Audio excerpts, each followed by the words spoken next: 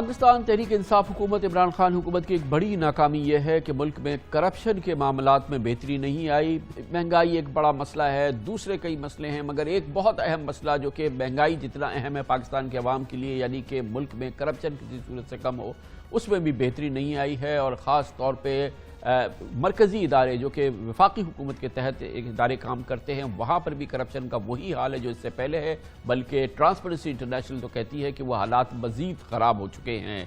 एक बड़ा मरकज़ी इदारा अगर उसमें बेहतरी आ जाती और वहाँ पे करप्शन में कुछ कमी आ जाती, बेकनी तो शायद ना हो सकती थी, तो यकीनन इमरान खान हुकूमत का मेयार भी बुलंद होता, उसके लिए तहसीन भी होती, उसकी तारीफ भी होती। और वो है FBR का महकमा कि अगर FBR का महकमा जो कि करप्शन का मंबा समझा जाता है, वज़ीर ख़जाना जनाब शौकत तरीन हमेशा कहते रहे थे कि इसमें 5000 अरब रुपए की करप्शन होती है। हर साल ये कौमी ख़जाने का 5000 अरब रुपए का जो उसके महसूलात में आमदनी हो सकती है या उसकी इनकम हो सकती है, वो करप्शन की निगाह हो जाता है, मिसमैनेजमेंट की निगाह हो जाता है। FBR के टैक्स निज़ाम में खांचे, घपले, मिली भगत और करप्शन में कोई कमी नहीं आई। आज हर पाकिस्तानी इसका गवाह है और यही बात हमने गवाही के तौर पे मांगी।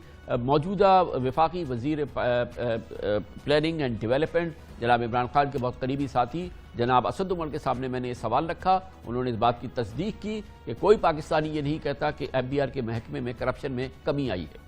क्या आपको किसी शख्स ने बताया, आपके किसी जानने वाले ने जो साइजेबल बिजनेस करता हो, कि FBR के महकमे में जिसके रेवेन्यू में इजाफा हुआ है, करप्शन कम हो गई है, अब कोई काम जो है वो बगैर रिश्वत के हो सकता है? क्या वाकई आप सीने पे हाथ रख के कह सकते हैं कि आपकी हुकूमत ने इस महकमे में करप्शन में बड़ी कमी कर दी है? क्या प्राइवेट सेक्टर मुझे ये कहता है कि FBR के निज़ाम के अंदर उनको कोई करप्शन में कमी नजर आ रही है? नहीं, वो आप दुरुस्त कह रहे हैं, वो नहीं कहते। हाँ, ये जरूर कहते हैं कि जो रिफंड्स मिलने का पहले जितनी मुश्किलात होती थी, वो मुश्किलात अब उनको नजर नहीं आ रही हैं। कुछ बेहतरी तो बिल्कुल टैक्स के निज़ाम के अंदर नजर आ रही है। पूरे यकीन से, पूरे ईमान से आपसे कह सकता हूँ कि कोई भी कारोबारी शख्स जो अब FBR से डील करता है, मेरा दिल शिकस्त हो जाता है जब वो बताता है कि कामरान भाई एक रत्ती का फर्क नहीं पड़ा है, बल्कि रिश्वत के रेट उससे ज्यादा बढ़ गए हैं। ये यकीनन इस हुकूमत के लिए, मैं समझता हूँ इमरान खान के लिए, आप जैसे लोगों के लिए जिन्होंने पार्टी को जन्म दिया है, मेरे नजदीक आप लोगों को बहुत ज्यादा तशवीश में होना चाहिए, परेशान होना चाहिए और कुछ ना कुछ करना चाहिए। करप्शन कम होने की मुझसे बिल्कुल किसी ने, एक शख्स ने भी नहीं बात की, ये भी दुरुस्त है। इसमें तो कोई शक नहीं है कि ये एक ऐसा एरिया है जिसमें अभी बहुत ज्यादा मेहनत की जरूरत है और बहुत पेशरफ्त करने की जरूरत है। असद उमर साहब ने कहा था कि रिफंड्स के मामलात में बेहतरी आई है। रिफंड में भी एक मखसूस रकम जो कि कमीशन के तौर पे दी जाना है, वो आम मामला है रिफंड्स के मामले में कि वो भी देनी पड़ती है, वो रिश्वत सतानी के ज़मरे में आती है। और अब इस सिलसिले में इसी रिफंड्स के मामले में एक बड़े स्कैंडल का इंकशाफ हुआ है। अखबार एक्सप्रेस ट्रिब्यून में खबर शाया हुई है कि FBR में 16 अरब रुपए के गैर कानूनी रिफंड्स का स्कैंडल हुआ है, जो इस हुकूमत में शायद सबसे बड़ा स्कैंडल है। खबरें हैं कि FBR ने 16 अरब रुपए का सेल्स टैक्स गैर कानूनी तौर पे सैकड़ों बड़े रिटेलर्स को रिफंड किया।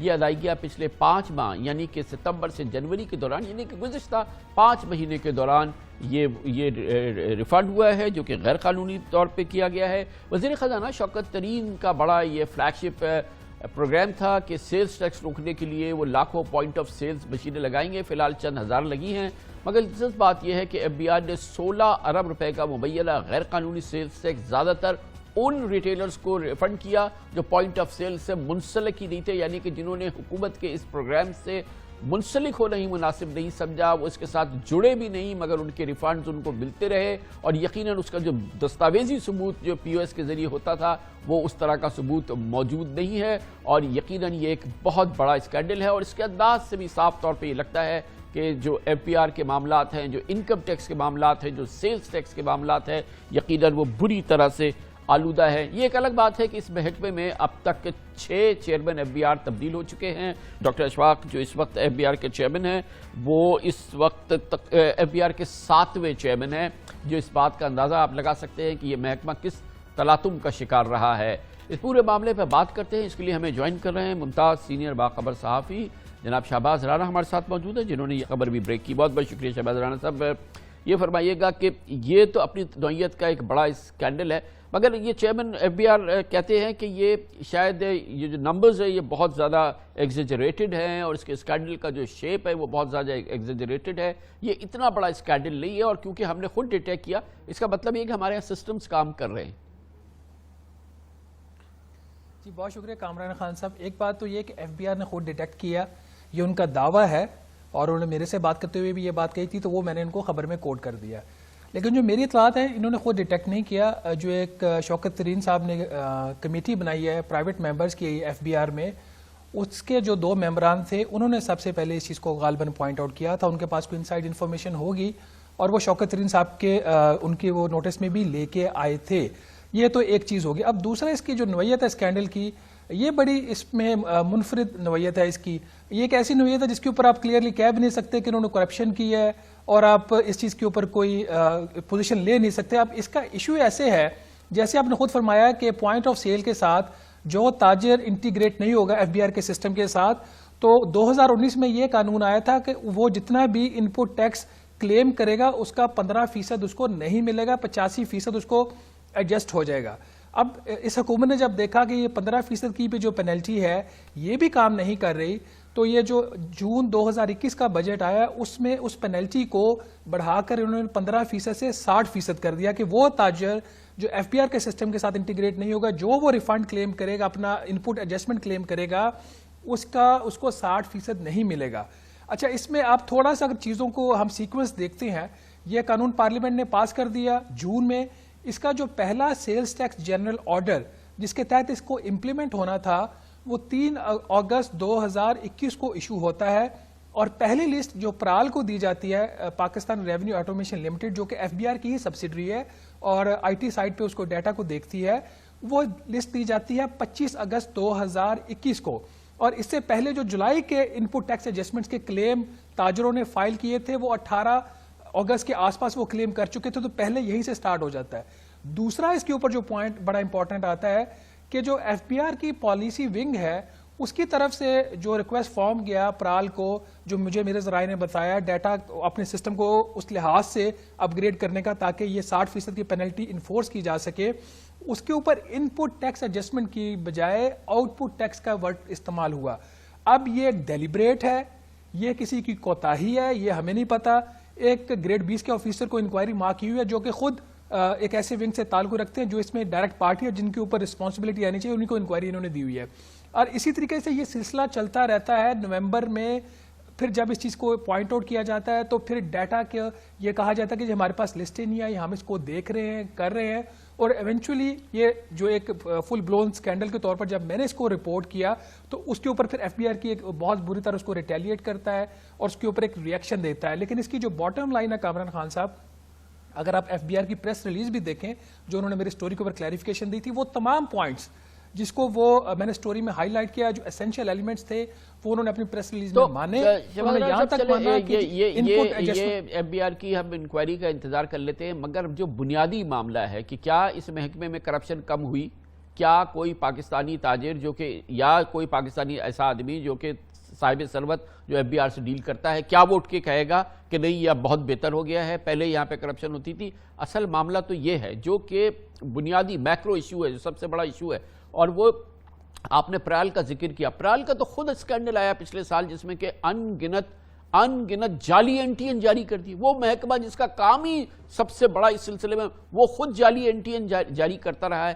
آپ اسلام آباد میں ہوتے ہیں یا کراچی میں پورا بزنس ہے, اکنامک ہب ہے, یہاں پہ ہم روزانہ کی بنیاد پہ سنتے ہیں کہ کس طریقے سے نوٹسز جنریٹ ہوتے ہیں, کس طریقے سے وہ سیٹل ہوتے ہیں, کس طریقے سے آڈٹ جنریٹ ہوتا ہے, کس طرح سے آڈٹ سیٹل ہوتا ہے, کس طریقے سے ریفنڈ جنریٹ ہوتے ہیں, کس طرح سے ریفنڈ سیٹل ہوتے ہیں.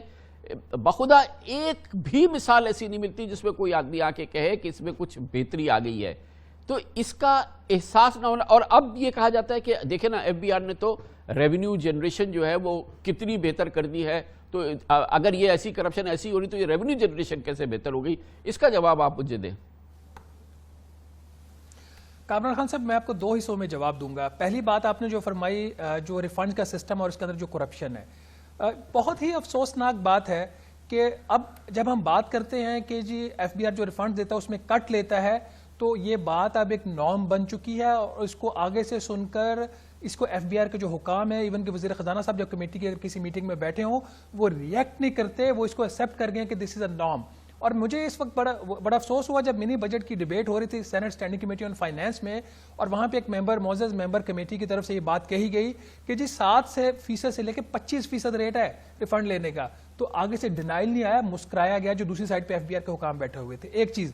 دوسرا اس کے اندر آپ جو فرما رہے ہیں کہ جو چیئرمین ایف بی آر ہیں اور جو فائنانس منسٹر ہیں، فرینکلی مجھے آج تک چیئرمین ایف بی آر کی ذات کے حوالے سے کبھی کوئی کسی نے یہ بالکل صحیح بات ہے، ریکارڈ بھی کسی بات نہیں سنی. یہ بالکل صحیح بات ہے. لیکن ایک تھوڑا سا اگر اس میں ایک پوائنٹ ایڈ کر دوں، لیکن کچھ ایسی ٹرانسفر پوسٹنگز ہیں ایف بی آر کے اندر جو میں پرسنلی جو ہائیسٹ آپ کے گورنمنٹ کے فنکشنریز ہیں ان کو پوائنٹ آؤٹ کر چکا ہوں کہ یہ اے بی سی ڈی یہ افراد ہیں، یہ کیوں یہاں پہ بیٹھے ہوئے ہیں، ان کے اوپر انکوائریز چل رہی ہیں. ابھی بھی جو ایف بی آر کے اندر خاص طور پر کراچی کے اندر آپ ذرا یہ چیک کیجئے کہ کون سے لوگ ڈبل چارجز کے اوپر بیٹھے اور کروشل پوسٹوں کے اوپر. کراچی جیسا شہر جو سب سے زیادہ آپ کو ریونیو دیتا ہے، وہاں پہ ایف بی آر کی ٹرانسفر پوسٹنگ کا حال آپ بڑے دیکھ لیں جو ان کے فیلڈ آفیسز ہیں. یہ جو میں نے آپ کو سارا احوال سنایا وہ کراچی کا ہی سنایا نا، کہ کوئی نوٹس، کوئی آڈٹ، کوئی معاملہ، کوئی ریفنڈ، یعنی کہ وہ سیٹل ہو ہی نہیں سکتا. اور یہ جنریٹ کرنا ایک ریکٹ کے تحت پورا کام ہونا، ایک انسٹیٹیوشنلائز کام ہونا، کیونکہ چیف کمشنر سے لے کے انسپیکٹر تک جب تک ملتا نہیں ہے تو وہ ڈور بنتی نہیں ہے، وہ ہو نہیں سکتا اس وقت تک پاسبل. وہ کامران خان صاحب جب اوپر سے پتہ ہو اور اوپر والے ان بندوں کو وہاں سے نہ ہٹائیں تو پھر سوالیہ نشانات اٹھتے ہیں. دوسرا آپ کا جو سوال تھا کہ پیسہ کہاں سے آ رہا ہے، کلیکشن کہاں سے آ رہی ہے، 7 ماہ میں ابھی بھی ایف بی آر نے اپنا ٹارگٹ ایکسیڈ کیا ہے. اس کے پیچھے ساری کی ساری جو پرفارمنس ہے وہ کسٹمز کی ہے. 53% of the total revenue is coming on your imports. اور اس کے علاوہ اگر آپ دیکھیں پچھلے 2 ماہ سے دسمبر اور جنوری کا ایف بی آر اپنے جو اہداف ہے ٹیکس کے وہ حاصل کرنے میں ناکام رہا ہے. اور اس سے زیادہ جو خبر میرے خیال میں جو حکومت کو اس چیز کا نوٹس لینا چاہیے کہ جو ڈومیسٹک سیلز ٹیکس کی کلیکشن ہے وہ مسلسل نفی میں جا رہی ہے. جس ملک کے اندر انفلیشن کا ریٹ 13% ہو، nominal G D P economic growth rate ہم کہہ رہے ہیں 5% کے آس پاس، 13 اور 5 18%، اس ملک کے اندر ڈومیسٹک سیلز ٹیکس -10% ہے جنوری کے اندر. تو کیا یہ کرپشن ہو رہی ہے؟ کیا یہ نااہلی ہے، نالائکی ہے، یا پھر سسٹم کے اندر اتنی لیکیجز ہوگی جس کی طرف آپ بھی اشارہ کر رہے ہیں کہ سارا پیسہ تو امپورٹ سے آ رہا ہے، وہ اس کو کور اپ دے دیتا ہے اور نیچے سے جو ڈیپریسیشن کا بھی تو رول ہے نا، اور ڈیپریسیشن کا بھی رول ہے نا سر. ڈیپریسیشن کا بہت زیادہ رول ہے. 2 چیزوں کا رول ہے. ایک تو 45% ڈیپریسیشن ہوگی رفلی آپ کی، اس سے آپ 45% روپی میں آپ کا انکریز ہو گیا.